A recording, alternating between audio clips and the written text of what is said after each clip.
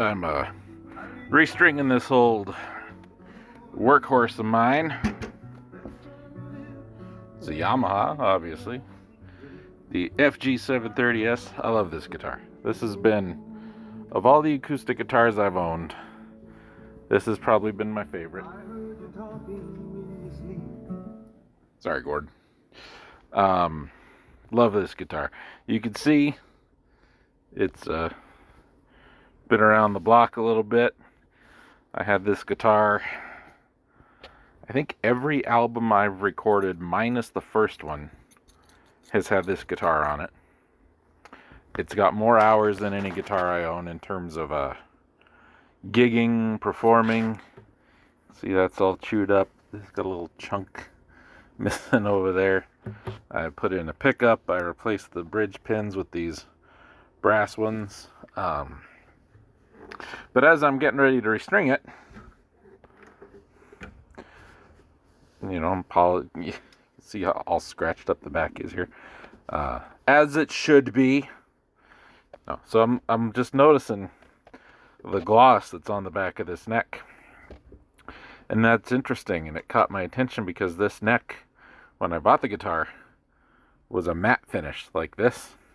It wasn't real glossy. So I've played this thing so much over the last 17, 18 years that I've worn the matte out of the finish. I can still feel it a little bit up in here, but I've worn it down to smooth. And I ain't mad about it. Me and this here guitar's been through a lot. It's like that song. Who wrote that song? I can't remember who wrote that song. Willie Nelson? No, it's not Willie. I'd have to look. Jackson Brown? Somebody. Anyway. It's John Denver. That's who it was. This guitar. This is a great song. This is a great song. So yeah. John Denver. That's who did it. Why can I not interested from here, YouTube? I'm not interested. I don't care about that. Look, I don't care about that. I don't care about that. I don't particularly care about that. Care about that. Just let me tell you what I want to see. How about that for a change? Anyway, I looked it up, and it's gonna play in the background here. So I've used D'Addarios, Ernie Balls, Elixirs, Earthwoods, Martin strings, this, that, the other. This is what I use now. I love these strings. They're DR also makes an acoustic line called Veritas, which is like a semi-coated, and they make one called Rare. And Rares are fine. I didn't really like the feel of the Veritas much. What I like about these is it says here on the back,